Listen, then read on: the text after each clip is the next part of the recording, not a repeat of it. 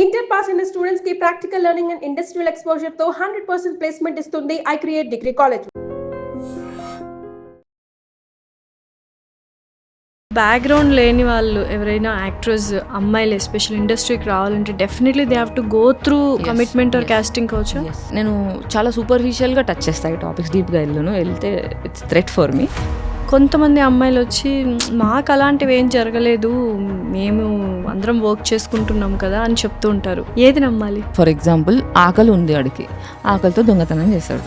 నువ్వు దొంగ అంటే వాడు ఒప్పుకోడు, వాడు చేసింది తప్పు, కానీ వాడు అవసరం వాడికి చేయించింది. నాకు మొగోళ్ళ మీద ఎంత కోపం ఉందో, ఆడోళ్ళు పవర్ఫుల్ పొజిషన్స్లో కూర్చొని ఎంతో మార్పు తీసుకురాగలిగే కెపాసిటీ ఉన్నవాళ్ళు సైలెన్స్ ఉంది చూసినరా. చెడ్డోడి తప్పుల కంటే మంచోడి మౌనం చాలా కోపం వస్తుంది. మిమ్మల్ని చంపేంతలాంటి నిజాలు మీరు దాచిపెట్టుకున్నారా రిగార్డింగ్ ఇండస్ట్రీ పీపుల్? నాకు మూవీ ఆఫర్ వచ్చింది అంటే కాల్ రికార్డింగ్స్ చేస్తా. Every conversation I save. చిన్నప్పుడు అంటారు చూడండి, కుటుంబం లేని ఆడది కుక్కలు చంపిన విస్తరాకు జీవితం అని.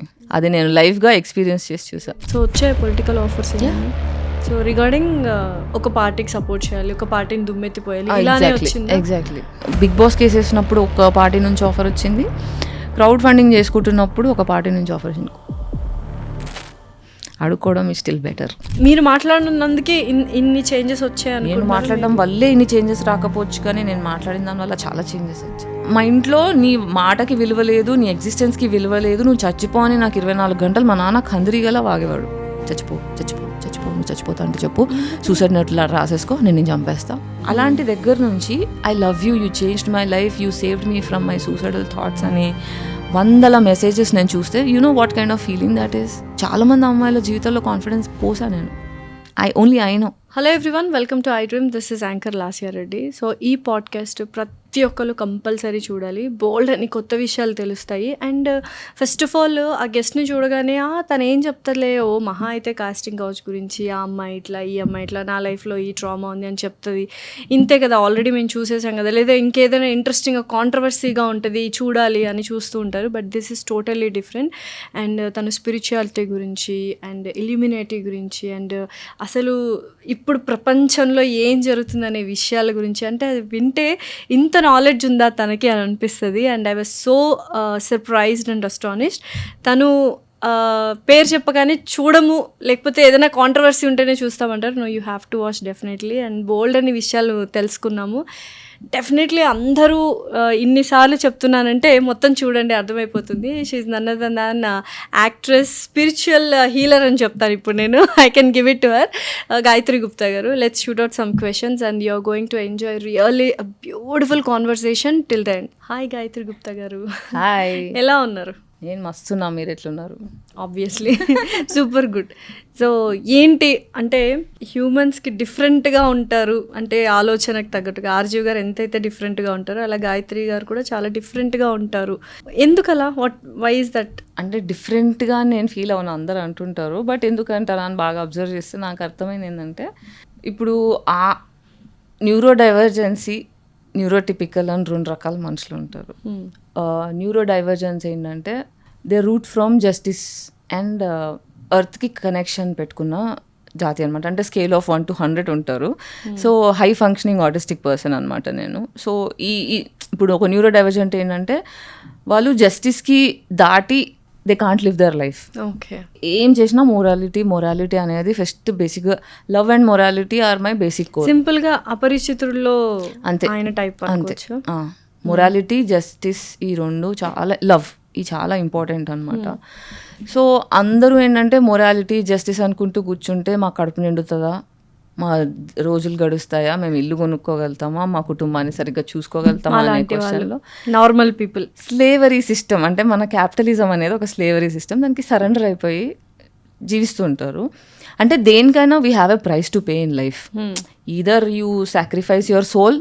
ఇప్పుడు మీరు ఇల్యూమినాటివ్ అవి చూసుంటారు కదా, సెల్ యువర్ సోల్ అనే కాన్సెప్ట్ మాట్లాడతారు.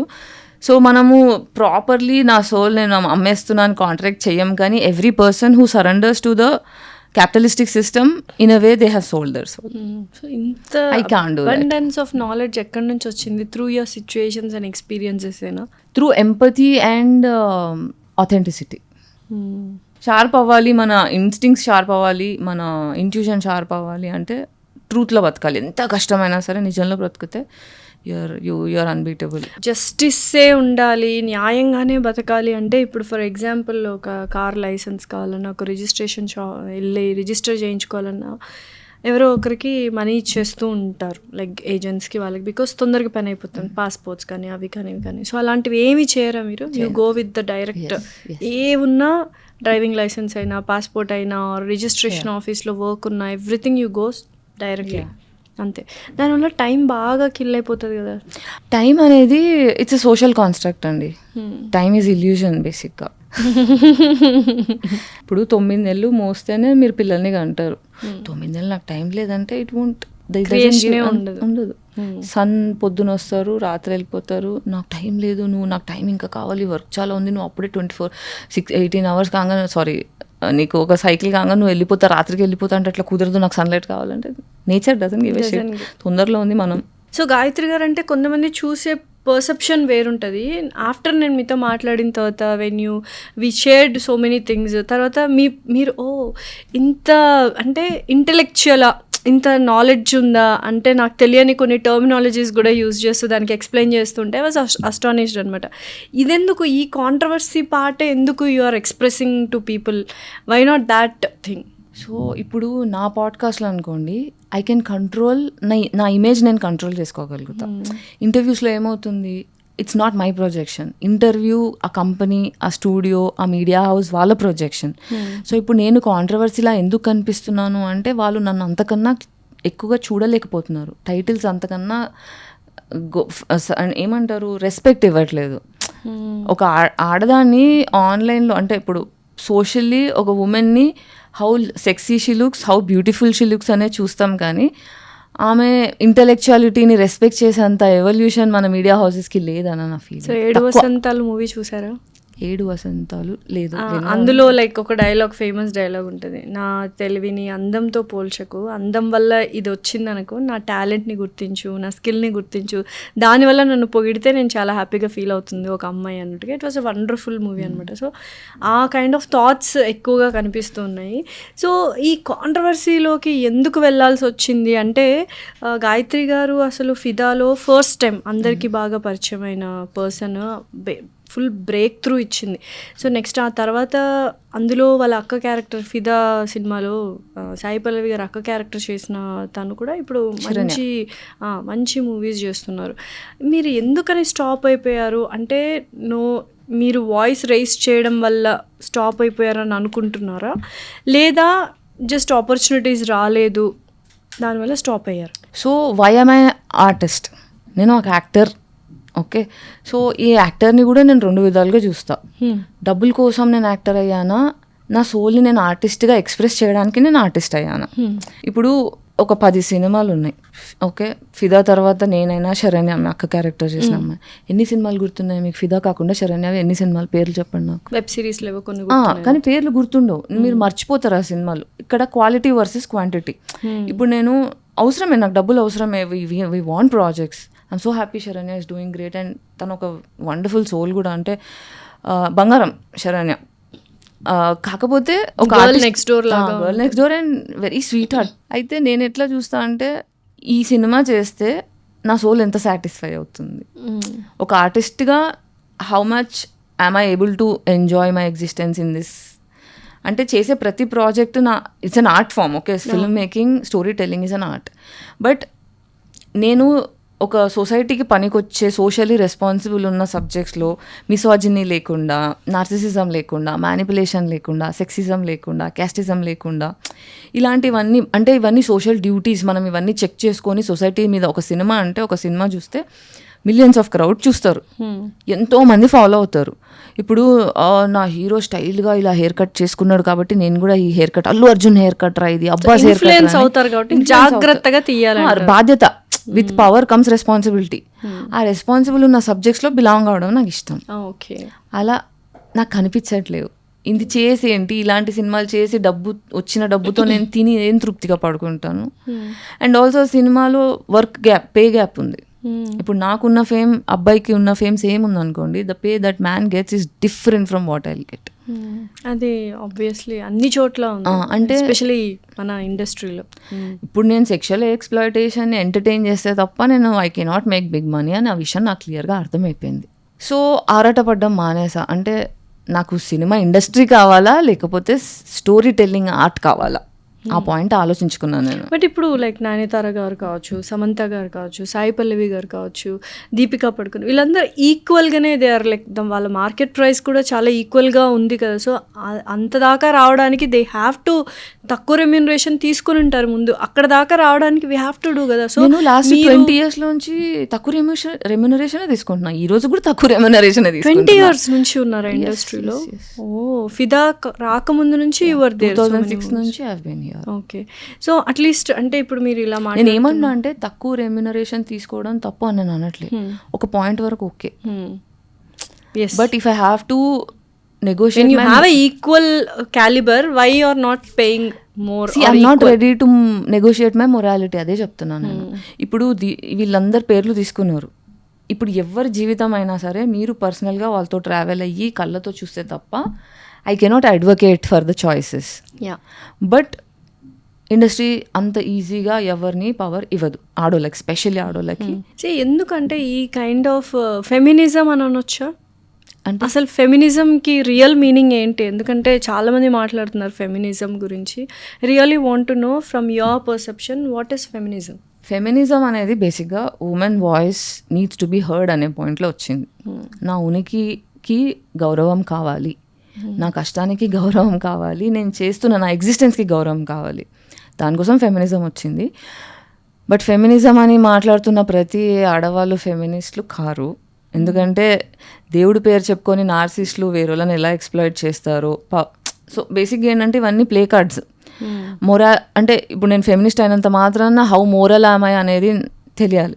ఇప్పుడు నేను మోరల్ మనిషిని కాకుండా నేను నార్సిస్ట్ని అయ్యి ఉండి నేను ఫెమినిస్ట్ అంటే నేను తెలిసిపోతుంది. ఇప్పుడు మంచి చెడు అందరిలో ఉంటారు, నేను ఎప్పుడు చెప్తుంటా.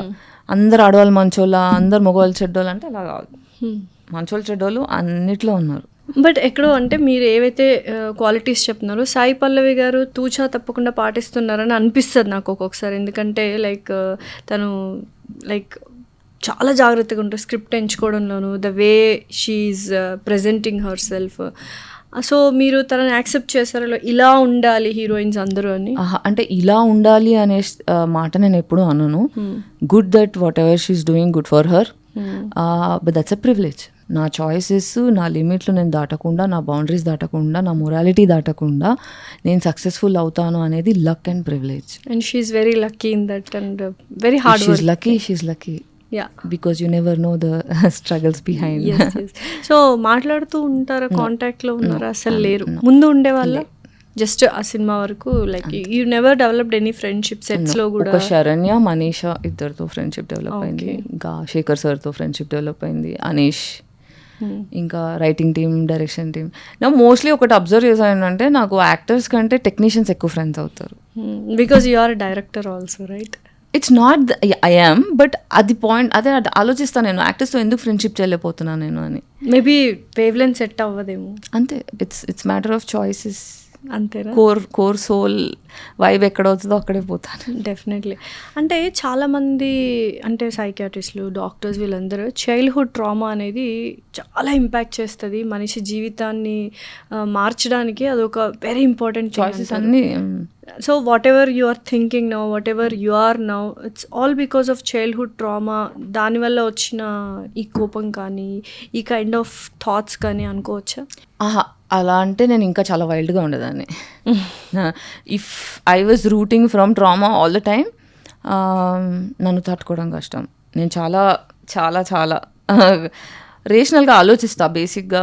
ఇప్పుడు ట్రామా రెస్పాన్సెస్ నా ఐడెంటిటీ అయిందనుకోండి, you would have seen hate from me, the kind of exploitation I went through, తగిలిన దెబ్బలు కానీ, ఆ జరిగిన ఎక్స్ప్లాయిటేషన్ కానీ, ఇవి నార్మల్ పర్సన్కి జరిగితే హేట్ చూపిస్తారు. నువ్వు నన్ను హేట్ చేసావు కాబట్టి నేను నిన్ను హేట్ చేస్తా అని, లేదా అట్లీస్ట్ రివెంజ్ అయినా, అట్లీస్ట్ నా జస్టిస్ కోసం నేను కరెక్ట్గా మాట్లాడున్నా, either I would have got killed by now. నేనేంటంటే నన్ను ఒకరు హర్ట్ చేశారు అనుకోండి, అంటే మిమ్మల్ని చంపేంత లాంటి నిజాలు మీరు దాచిపెట్టుకున్నారా regarding industry people? Industry, society, అమ్మాయికి ఫ్యామిలీస్ లేదు, సపోర్ట్ సిస్టమ్ లేదు అంటేనే యో vulnerable.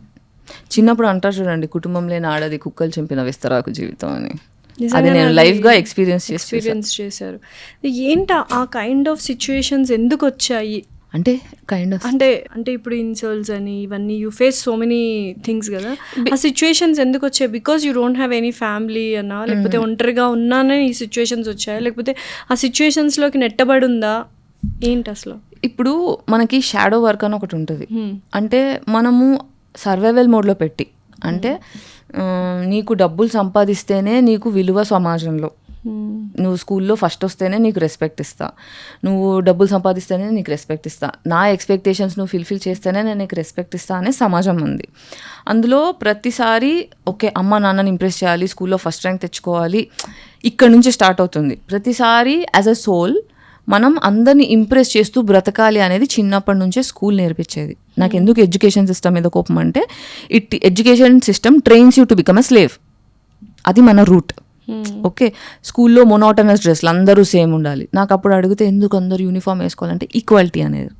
Oh that is school అనిపించింది. బట్ పెద్దగా అయినాక డైవర్సిటీని కిల్ చేస్తున్నారు కదా, ఎక్కడ ఈక్వాలిటీ ఉంది? అది ఈక్వాలిటీ కాదు అది. సో ఫస్ట్ స్కూల్లో మా ప్రిన్సిపల్ ఒకసారి నన్ను కొట్టారు. ఎప్పుడు కొట్టారంటే, మా డాడీ మా మమ్మీకి బొట్టు తీసుకొచ్చారు, స్టోన్ డైమండ్స్ది. అది చాలా బాగుంది, సో నేను స్కూల్కి పెట్టుకెళ్తా కదా, మా ఫ్రెండ్స్ అందరికీ చూపిస్తాను. చిన్నపిల్ల నేను 7th ఉన్నా. సరే అని చెప్పి మా మమ్మీ పెడితే అది బొట్టు పెట్టుకొని వెళ్ళా. మొత్తం క్లాస్లో అందరూ భలే ఉంది నీ బొట్టు, భలే ఉంది బొట్టు అని చెప్పి మాట్లాడుకుంటుంటే మా ప్రిన్సిపల్ చూసారు. చూసి చంపగలు కొట్టాడు నాది. స్కూల్కి ఇలాంటి బొట్టు పెట్టుకొస్తావా నువ్వు, అది ఇదని చాలా ఇన్సల్ట్ చేశారు. కూర్చొని ఆలోచించా, నేను ఏం తప్పు చేశాను, why couldn't he come with, అంటే పీస్ఫుల్గా ఎందుకు మాట్లాడలేదు? నేను ఒక చైల్డ్ని కదా, దీనికోసం నన్ను కొట్టాల్సిన అవసరం ఏముండే? హోంవర్క్ చేయకపోతే క్లాస్ టీచర్ బయట నిల్చోబెట్టేది. ప్రిన్సిపల్ రౌండ్స్కి వస్తున్నాడు, బయట నిల్చున్న వాళ్ళందరినీ కట్టెబెట్టి కొడితే వాచిపోయేది, ఆ వారం రోజులు వాచిపోయేది చెయ్యి. అలా స్కూల్లో కొట్టేవాళ్ళు. మా ప్రిన్సిపల్ వస్తున్నారు అనగానే అందరు ఇట్లా ఇట్లా వణుకుతారు. మళ్ళీ ఆయనతో మాట్లాడండి, ఈజ్ ద కూలెస్ట్, భలే మాట్లాడతారు. బట్ పిల్లల్ని ఇలా అబ్యూస్ కదా, ఇదంతా అబ్యూస్ ఆబ్వియస్లీ. సో ఈ ఎడ్యుకేషన్ సిస్టమే మనని తొక్కేస్తుంది. సో నేనేంటంటే ప్రతిదీ క్వశ్చన్ చేస్తాను. నేను చిన్నప్పటి నుంచే క్వశ్చన్ చేస్తున్నా. ఇంట్లో ఇప్పుడు నువ్వు ఇలా చేయాలి అలా చేయాలంటే ఇది కరెక్ట్ కాదు కదా, అంటే నువ్వు మాట్లాడొద్దు, నువ్వు ఎదురు జవాబు చెప్పొద్దు. సో నేనేంటంటే నా క్వశ్చన్స్ మీరు దాచిపెడుతున్న మీ షాడోస్ని నేను మిర్రర్ చేసి చూపిస్తాను అనమాట. సో అది నేను కావాలని చేయను, దట్ ఈస్ మై పర్సనాలిటీ. నాకు నిజాలు మాట్లాడడం అలవాటు అయిపోయింది, నిజాల్లో బ్రతకడం అలవాటు అయిపోయింది. నాకు అదే ప్రశాంతత. అంటే when I sleep with peace that I have not cheated anybody, manipulated anybody, and I have living my true authenticity. ఇండస్ట్రీలో చాలా స్ట్రగుల్స్ ఫేస్ చేశారు అని విన్నాను, అండ్ చాలాసార్లు మీరు ఓపెన్ అప్ అయి మాట్లాడారు. నిజంగానే అండ్ కొంతమంది అమ్మాయిలు వచ్చి మాకు అలాంటివి ఏం జరగలేదు, మేము అందరం వర్క్ చేసుకుంటున్నాం కదా అని చెప్తూ ఉంటారు. ఏది నమ్మాలి? మీరు నిజాలు చెప్తారు కాబట్టి మీది నమ్మాలా, వాళ్ళ అబద్ధాలు అనుకోవాలా? అది ఇప్పుడు 100 చెప్తారు, ఏది అర్థం చేసుకోవాలి ఏది నమ్మాలి అనేది మన మీద ఉంటుంది, ఎవరి ఎక్స్పీరియన్సెస్ వాళ్ళవి. But most of the time ఇప్పుడు నాకు కూడా అంటే ఇవన్నీ వింటుంటే నేను ఏమన్నా ఎర్రిపుష్పన్నా, ఇవన్నీ చూస్తూ అనుభవిస్తూ అబద్ధాలు వింటుంటే సరేలే ఎవరికి వాడు. ఇప్పుడు సొసైటీలో నేను వాళ్ళకి నెక్స్ట్ ఆపర్చునిటీ రావడానికి అది కప్పిపుచ్చేసే ఆపర్చునిటీస్ కావాలి. రెండోది నేను ఇలాంటి పని చేశాననే పని షేమ్ఫుల్గా ఫీల్ అవుతున్నారు కాబట్టి దాని గురించి మాట్లాడడం ఇష్టం లేదు. ఇప్పుడు దొంగతనం చేశాడు ఒకడు, వాడు ఆకలితో చేశాడు. ఫర్ ఎగ్జాంపుల్ ఆకలి ఉంది వాడికి, ఆకలితో దొంగతనం చేశాడు. నువ్వు దొంగ అంటే వాడు ఒప్పుకోడు, వాడు చేసింది తప్పు, కానీ వాడు అవసరం వాడికి చేయించింది, వాడు దొంగ అని వాడు ఒప్పుకోడు, అంతే. బట్ ఇక్కడ మీరు ఇంత నిక్కచ్చిగా ఉన్నా కూడా క్యారెక్టర్ అసాసినేషన్ చేసే వాళ్ళు చేస్తూనే ఉంటారు కమెంట్స్ రూపంలో. ఈ జడ్జ్మెంట్స్ని ఎలా తీసుకుంటున్నారు? బికాజ్ ఒక కైండ్ ఆఫ్ కోపం వచ్చేస్తుంటుంది అని, నేను ఏ తప్పు చేయకుండా నన్ను ఇన్ని మాటలు అంటున్నారు అన్న కోపం కానీ ఆక్రోషం కానీ, అది ఎలా యూ విల్ బీ కూల్ అవుతూ ఉంటారు వాటిని? మనము ఎప్పుడు కోపం వస్తుంది అంటే మనకి సెల్ఫ్ అవేర్నెస్ లేనప్పుడు. అంటే వాడు నిన్నేమన్నాడో అది నిజమా కాదు కదా, అంటే వాడి పర్సెప్షన్ని నువ్వు ఓన్ చేసుకుంటున్నావు. నీ కోపం వస్తుందంటే నీ గురించి నీకు తెలీదా, ఏంటో నీకు తెలుసు కదా. వాడేవాడు నిన్ను జడ్జ్ చేయడానికి? వాడు చేస్తున్నాడు అంటే వాడు నిన్ను అలా చూడాలనుకుంటున్నాడు, అది నువ్వు ఓన్ చేసుకోవాలనుకుంటున్నావా? మీకు ఓ సామెత చెప్తా, మీకు ఒక చిన్న స్టోరీ చెప్తా. ఇది మా స్కూల్లో మా టీచర్ చెప్పారు. That changed my game. Like స్కూల్లోంచి నేను ఎందుకు ఇలా అయిపోయాను అనేది ఇది స్టోరీ చేంజ్డ్ మై లైఫ్. చెప్పండి.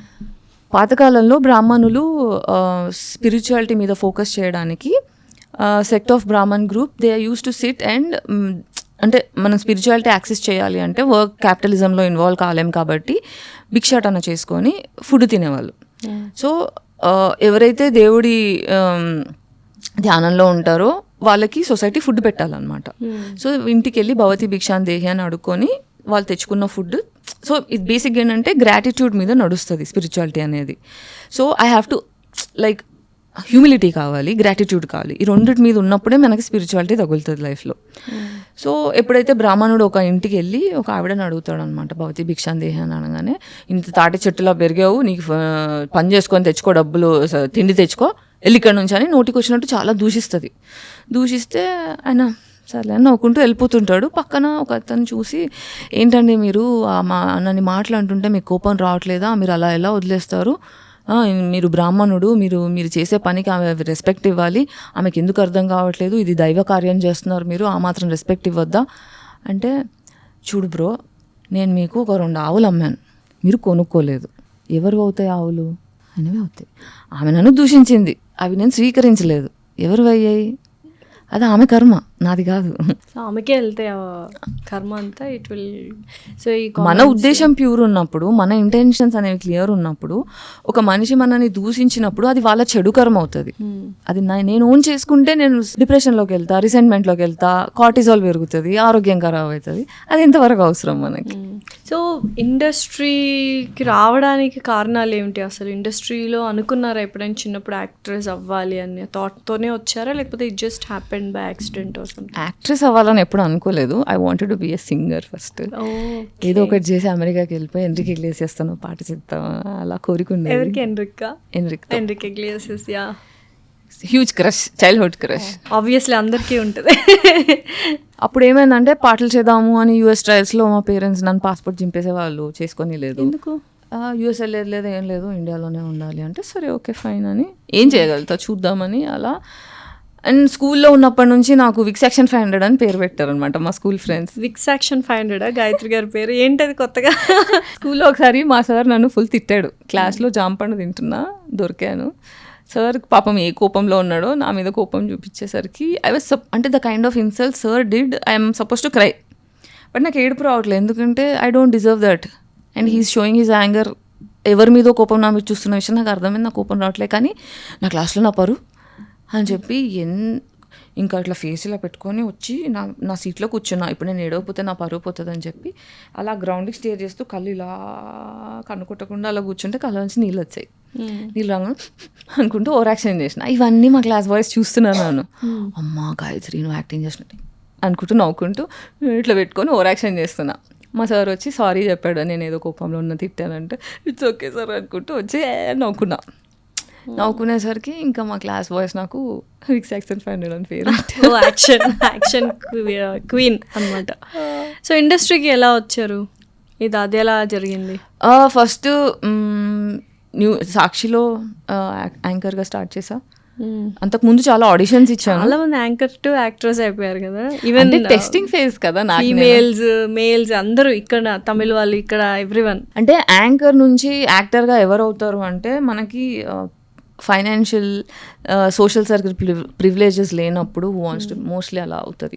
ఇప్పుడు నాకు ఫైనాన్షియల్ ప్రివిలేజ్ ఉండే మా ఫాదర్ ఏం టెన్షన్ పడకు తీసుకో ₹1 అన్నాడు అనుకోండి, నేను సినిమా ఫస్టే తీసేసుకుంటుండే. మనం 0 నుంచి స్టార్ట్ కావాలి కాబట్టి ఫస్ట్ సొసైటీని చదవడం రావాలి. సేఫెస్ట్ వేస్ జర్నలిజం.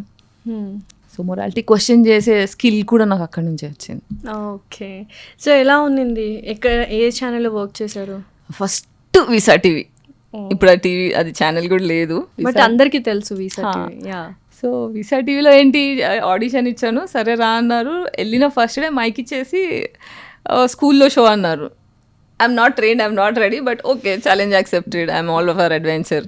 పోయినా స్కూల్లో పిల్లలతో అంతా ఇంటర్వ్యూలు చేస్తున్నా. అదంతా అయినాక ఒక ఆవిడ వచ్చి నేను మీ షోలు అన్నీ చూస్తాను, మీ జెమినీ టీవీలో మీ షోస్ అన్నీ చూస్తాను, నేను మీకు పెద్ద ఫ్యాన్ అంది. ఫస్ట్ షోకి లాల్ అసలు ఏంటిది అంటే, ఫ్యాన్ అని చెప్పి వచ్చేవాళ్ళు మిమ్మల్ని ఎంత గుర్తుపడతారు? Just because you're beautiful, just because you're talking, why people want you అంటే అన్ని పర్సెప్షన్స్ అర్థం అవుతుంటాయి. చెప్పారా నాకు ఇదే ఫస్ట్ షో అని? చెప్పలే.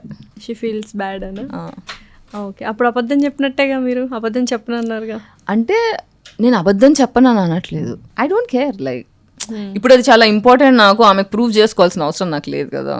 ఓకే, అండ్ తనకి ఇది జీవితం మార్చేస్తుంది ఈ అబద్ధంతో, అలా ఏం లేదు కాబట్టి ఇట్స్ లైక్ ఐ మీన్ నేను అబద్ధాలు ఆడతాను కానీ white lies, I do white lies to save my peace. ఇప్పుడు స్టూపిడ్ పర్సన్ ఉన్నాడు అనుకోండి నా ముందర, 2 into 2 5 అని వాదిస్తుంటే ఎస్ యూర్ రైట్ అంటాను, రైట్ అంతే. That's it.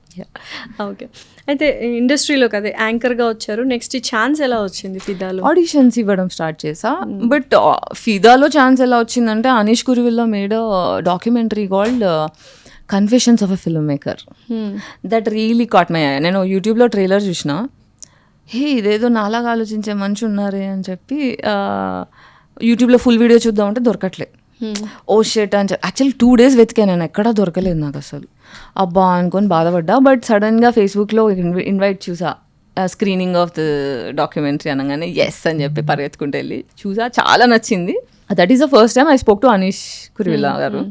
వెళ్ళి oh this is an amazing one, నేను I've been waiting last 2 years నుంచి వెయిట్ చేస్తున్నా చూద్దామని. Thank you so much for ఇట్లాంటి ప్రాజెక్ట్ ఒకటి చేయడానికి థ్యాంక్స్. ఎందుకంటే I'm the only one who is thinking like this అన్న ఫీలింగ్లో ఉన్న. నాకు సొసైటీ అలాగే రిఫ్లెక్షన్ ఇస్తుంది. నీకే ఎందుకు ఇలా అవుతుంది, నీతోనే ఎందుకు ఇలా అవుతావు, నువ్వు ఎందుకు ఇలా మాట్లాడుతావు, వేరే వాళ్ళకి ఎవరికి కష్టాలు లేవు, నీ ఒక్కదానికి రేపు అటాక్లు అవుతున్నా. ఈ వంకర మాటలు విని విని అలసిపోయి నన్ను నేను క్వశ్చన్ చేసుకునే సిచ్యువేషన్లో ఉన్నా నేను. అప్పుడు నాకే అవుతుందా, నాదే తప్ప, నేనే తప్పు కదా, అలాంటి ఫీలింగ్లో ఉన్నా నేను. బట్ అది చూసిన తర్వాత I'm not alone. I got validation for my existence. అందరూ అనుకుంటారు ఆర్జీవి గారితో వచ్చింది నాకు వ్యాలిడేషన్, అనీష్ కురువిల్లా గారితో వచ్చింది. సో అట్లా నాకు మలయాళం ఇండస్ట్రీ అంటే అనీష్ కురువిల్లా గారు ఇస్ మలయాళీ. సో అక్కడ నుంచి నాకు మలయాళీ ఇండస్ట్రీ నుంచి అసలు మలయాళీస్ ఏంటి, మన తెలుగు ఏంటి, కేరళ ఏంటి అన్నీ నాకు కొంచెం అంటే క్వశ్చనింగ్ ఎక్కువ కాబట్టి హౌ ఈజ్ ఫిల్మ్ ఇండస్ట్రీ పొలిటికల్గా ఇది ఎంత ఎఫెక్ట్ అవుతుంది, socially how should we're be responsible, what is affecting us, అంటే మన ఎగ్జిస్టెన్స్ ఆఫ్ పర్పస్ ఆఫ్ ఎగ్జిస్టెన్స్కి వాల్యూ ఎంత ఇవ్వాలి, ఎలాంటి వాళ్ళతో చూస్ చేసుకోవాలనేది నాకు అక్కడ హీ ఇన్స్పైర్డ్ అ లాట్ అని. ఎవరికైనా ఒక సినిమాలో కొత్త వాళ్ళు అందరూ ఉన్నప్పుడు ఆ సినిమా చాలా హిట్ అయిపోతే అందరికీ మంచి మంచి ఛాన్సెస్ ఆఫర్స్ వస్తుంటాయి. మీకు ఫిదా తర్వాత అలా వచ్చాయా కంటిన్యూస్గా? చాలా వచ్చాయి. మరి చేశారా? ఇప్పుడు ఫిదా తర్వాత నాకు సినిమా ఛాన్సులు వచ్చాయి. ఒకవేళ నా ఇంటర్వ్యూ వల్ల సినిమా ఛాన్సులు పోయాయి. బేసిక్ ఏంటి, నా ఇంటర్వ్యూలో అన్నీ వచ్చినాయి, చేతికి వచ్చినట్టు వచ్చి వెళ్ళిపోయాయి. ఈ అమ్మాయి వద్దు, మనకి వద్దు. ఇప్పుడు నా నిజాన్ని నన్నుగా యాక్సెప్ట్ చెయ్యని ఒక ప్రాజెక్ట్ నన్నుగా యాక్సెప్ట్ చేయలేదనుకోండి, I have to be a people pleaser in that project. ఇప్పుడు ఫిదాలో ఏంటి, మొత్తం అందరితో నాకు ఫ్యామిలీలా ఫీల్ అయ్యాను నేను. అనీష్ గారు కానీ, శేఖర్ గారు కానీ, the whole direction team, writing team, they are all sweet hearts. I feel home. నేను ఈ రోజుకి వెళ్ళినా కూడా నాకు చాలా ఇంటికి వెళ్ళినా ఇది నా ఇల్లు అన్న ఫీలింగ్ వస్తుంది. సో ఆ ఫీలింగ్ వస్తుంది. ఇప్పుడు వేరే ప్రాజెక్ట్స్, ఇప్పుడు ఫర్ ఎగ్జాంపుల్ కొబ్బరిమట్ట సినిమా ఉంది. ఆ సినిమా అయిపోయేంత వరకు ఎప్పుడైపోతుంది రా బాబు, ఇది ట్రామా నా వల్ల అవ్వట్లేదు అన్నంత ఎక్స్ట్రాడినరీ ట్రామా ఎక్స్పీరియన్స్ చేశాను నేను. ఓకే, నా రెస్పెక్ట్ ఉండదు, బేసిక్గా ఆడవాళ్ళకి రెస్పెక్ట్ లేదు, ఎక్స్ప్లాయిటేషన్, చాలా variety of exploitation, level deep rooted exploitation ఎలా ఉంటుందో టేస్ట్ చేశాను నేను. అంతకుముందే ఉన్న ఎక్స్పీరియన్స్. ఎలాగా డీప్ రూటెడ్ ఎక్స్ప్లాయిటేషన్ అంటే can you give any example? బేసిక్గా ఉమెన్ ఎగ్జిస్టెన్స్ని సెక్షువలైజ్ చేయడం తప్ప రెస్పెక్ట్ ఏం లేదు. మీరు సినిమా చూడండి, మొత్తం బూతులే ఉంటాయి. మరి ఎందుకు చేసావు నువ్వు బూతులు అంటే, నేను క్రింజ్ కామెడీ ఎంజాయ్ చేస్తా, ఒక level of cringe comedy enjoy చేస్తా. హృదయకాలయం చూసి ఫుల్ నవ్వుకున్నా, ఇది కూడా అలాగే ఉంటుంది అనుకున్నా. మాకు సెట్కి వెళ్ళేదాకా డైలాగ్ అంటే బేసిక్ లైన్ చెప్పారు కానీ డైలాగ్ వర్షన్ అవన్నీ సినిమాకి ముందు ఇవ్వలేదు. సెట్లో అప్పటికప్పుడు ఇచ్చారు డైలాగ్స్. కొన్నిసార్లు అయితే ఎందుకు చేస్తున్నాను ఇది అని క్వశ్చన్ చేసుకునే పరిస్థితి. మీరు చూడండి కొబ్బరిమట్ట సినిమాలో మానేశారు కదా మధ్యలో. నేను మానేలే, నన్ను తీసేశారు. క్యారెక్టర్ అబ్రప్ట్ గా సీరియల్స్ లో లాగా నచ్చకపోతే మొత్తం మార్చేసినట్టు సినిమాలో ఎలా మార్చారో అర్థం కాలేదు. మళ్ళీ బయట రూమర్స్ ఏం స్ప్రెడ్ చేశారు ఇండస్ట్రీలో, ఈ అమ్మాయికి సీరియస్నెస్ లేదు, డేట్స్ చెప్పిన టైంకి రావట్లేదు, అమ్మాయి వల్ల ఇట్లా పాడైపోయిందని. మీరు వెళ్ళి లోపల ఎంక్వైరీ చేయండి. నోబడి అంటే వాళ్ళతో వర్క్ చేసిన వాళ్ళు ఎవరు పాజిటివ్ మైండ్ సెట్తో ఎండ్ అవ్వలేదు. ఓకే, బట్ కొబ్బరిమట్ట ఫుల్ ఒక నెక్స్ట్ లెవెల్ సంపు. అయిన సంపూర్ణేశ్వర్. అండ్ ఆల్సో అది ఆథెంటిక్ రైటింగ్. గుడ్ పర్సన్ కదా సంపూర్ణేశ్వర్ బాబు గారు. Is good person. Sampu is innocent, he sweet. ఇప్పుడు హీస్ వల్నరబుల్ అక్కడ, more than anything is vulnerable. అంతే, హీ కాంట్ డూ ఇట్, అంటే హెల్ప్లెస్ సిచ్యువేషన్ అనమాట. ఎవరు ఎక్స్ప్లోర్ చేయడం చూసారు, అంటే డైరెక్షన్ టీమా ఇట్లానా, లైక్ ఎవ్రీ వన్ దేర్? ఇంతకన్నా ప్రస్తుతానికి నేనేం మాట్లాడలేను. When time comes I will talk. So you have things. Yes. Okay, so next Siddhu గురించి మాట్లాడదాం. ఐ నో మీకు కొంచెం ఎమోషనల్గా ఇది అవుతుంది, ఎందుకంటే I want to change the topic. ఏంటి అసలు, అంటే చాలామంది ఎవరైనా చనిపోతే ఇంట్లో కాశీలోనే చనిపోవాలో లేకపోతే అస్థికలు కాశీలో కలపాలి అనుకుంటారు. సో మీరు సిద్ధుని, అంటే ఒక కుక్కపిల్ల అనొచ్చా, కుక్కపిల్ల అస్థికల్ని తీసుకెళ్ళి కాశీలో కలిపారు. ఎందుకు అంత emotional attachment with your puppy?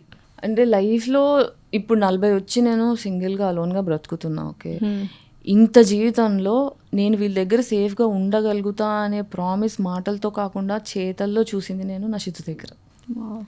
వాడు నా ఎగ్జిస్టెన్స్ని రెస్పెక్ట్ చేశాడు, వాడు కన్సెంట్ రెస్పెక్ట్ చేశాడు, బౌండరీస్ రెస్పెక్ట్ చేశాడు. ఇప్పుడు మా ఇంటికి ఎవరన్నా కుక్కలు అంటే భయం ఉన్న వాళ్ళ ఇంటికి వస్తే వాళ్ళు బయటికి వెళ్ళేటప్పుడు సిద్ధుని పట్టుకొని పిసికేసి thank you, I love you చెప్పి వెళ్తారు. దట్ అంటే వాడు is in a dog form. వాడు షేప్ చూడటానికి కుక్కలా కనిపిస్తాడు, కానీ వాడు మనుషుల కంటే చాలా తెలివైనవాడు.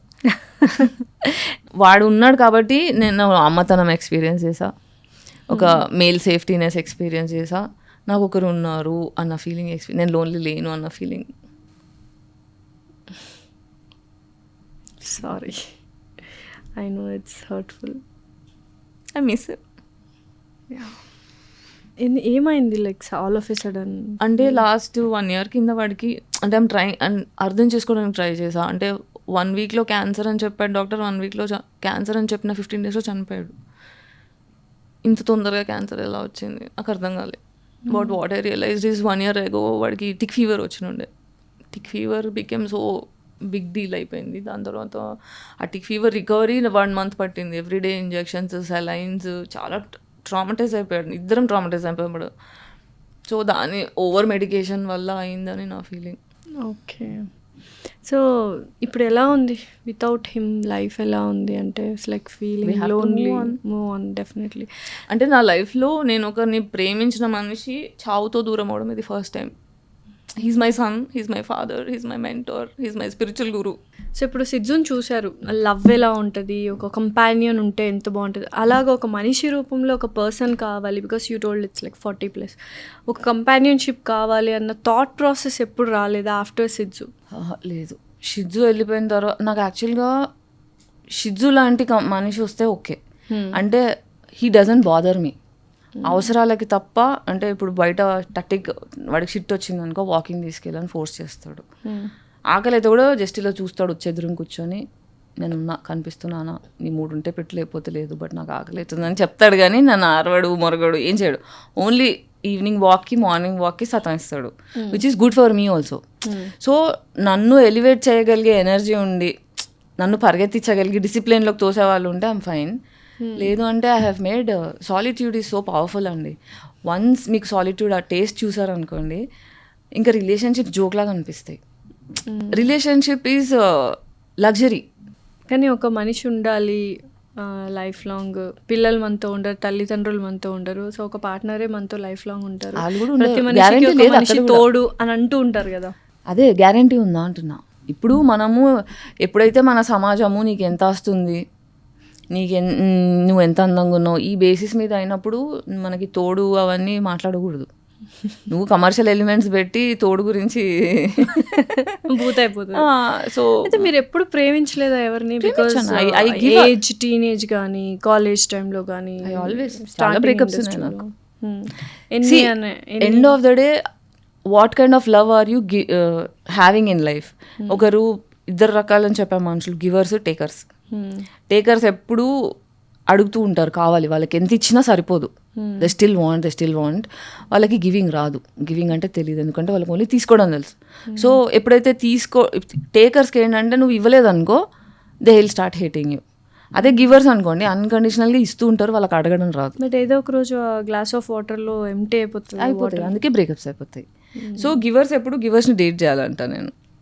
అండ్ గివర్స్కి ఇంకో గివర్ని గుర్తుపట్టేంత షార్ప్నెస్ పెంచుకోవాలి. ఎప్పుడు ఒక రైట్ పర్సన్ రాంగ్ పర్సన్ని చూస్ చేసుకుంటారు, అది నిజమేనా? రైట్ పర్సన్ని చూస్ చేసుకుంటారు. రైట్ పర్సన్ రాంగ్ పర్సన్ని చూస్ చేసుకోరు, రాంగ్ పర్సన్ రైట్ పర్సన్ని చూస్ చేసుకుంటాడు. రైట్ పర్సన్కి ఎంపతి ఉంటుంది. ఇప్పుడు మిర్రర్ న్యూరాన్స్ గురించి తెలుసా మీకు? మనం ఒక సొసైటీలో బిలాంగ్ కావాలి అంటే మనందరికి ఒక కామన్ ట్రేట్స్ ఉండాలి.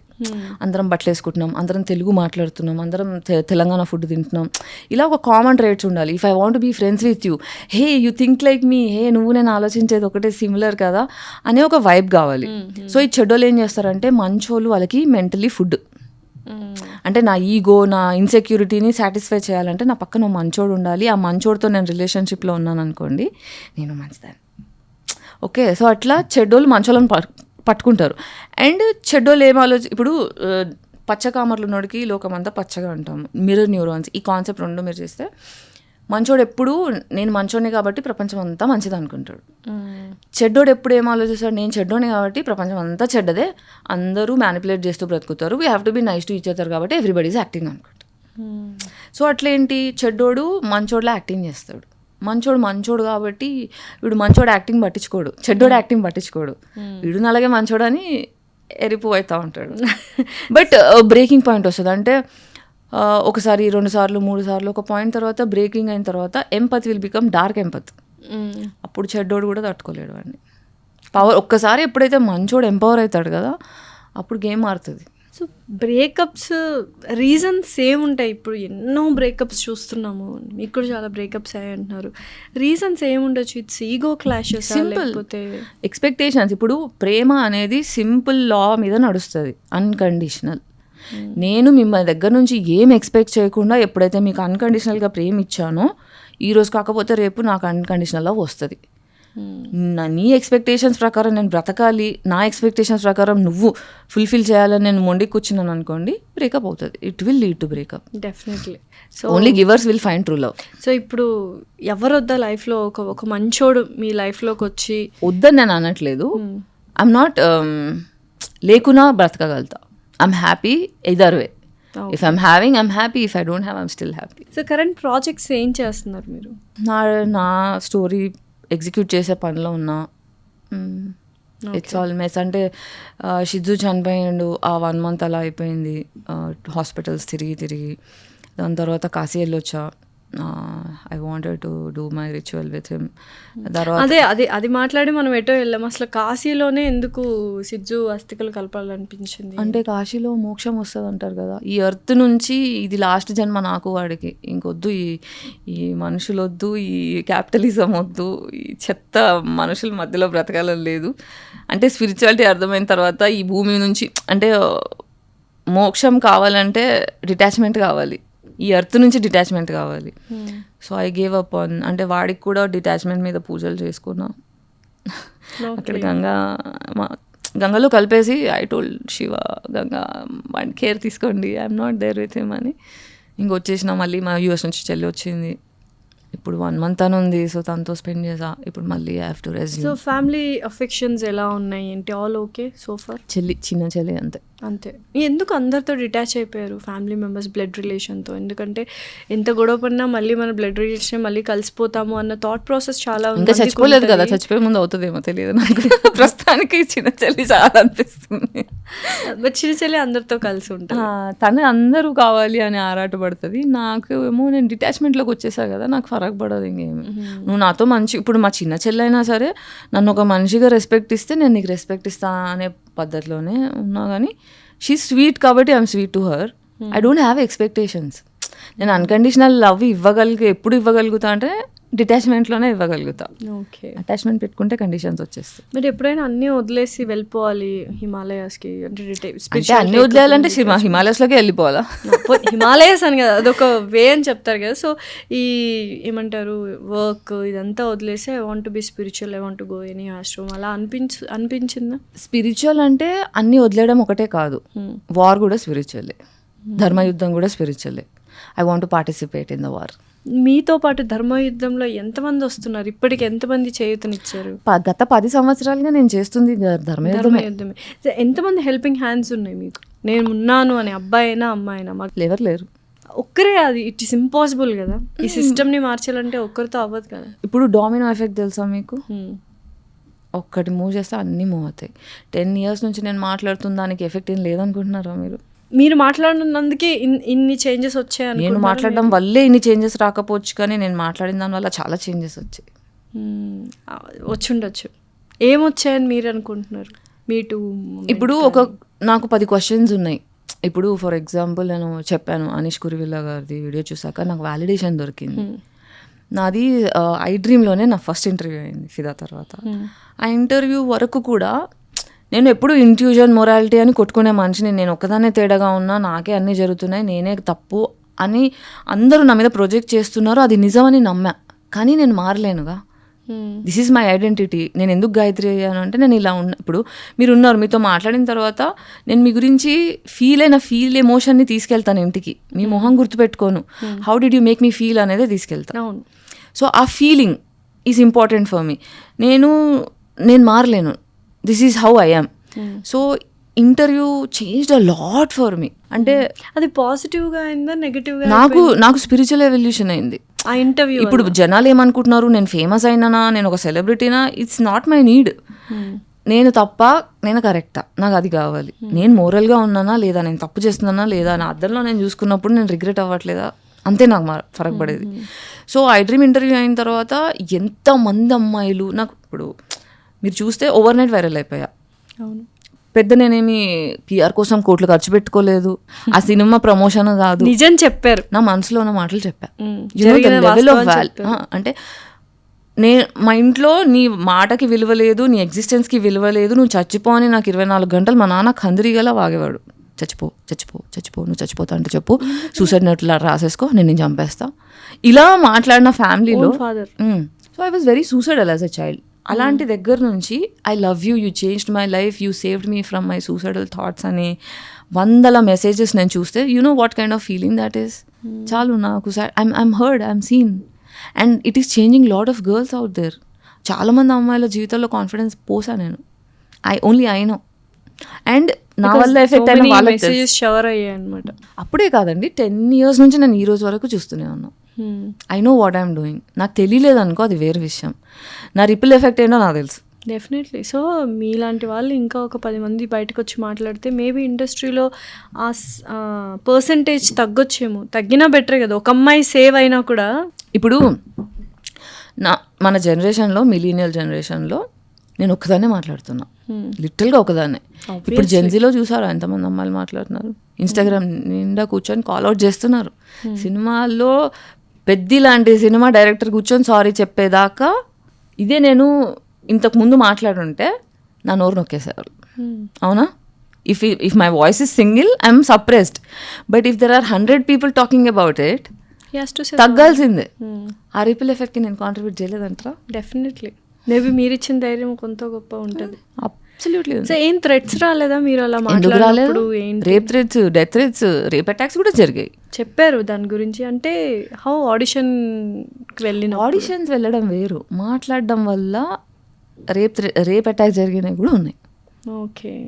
మొన్న ఎవరో ఏదో పెద్ద సీరియల్ కాదు, లైక్ సమ్ యాక్ట్రెస్, పెద్ద యాక్ట్రెస్, నాకు గుర్తులేదు, డిన్నర్కి వెళ్దామా, బయటకు వెళ్ళి లంచ్ చేద్దామా అంటే అది డిన్నర్ కాదు, బయటకు వెళ్ళి లంచ్ చేయడం కాదు అని చెప్తున్నారు. నిజంగానేనా? That's how they approach. బయటకు వెళ్ళి డిన్నర్ చేద్దాము. ఎందుకు ఇలా? లైక్ వరల్డ్ టూర్కి వెళ్దాం, ఒక 1 month ట్రిప్కి రా నాతో.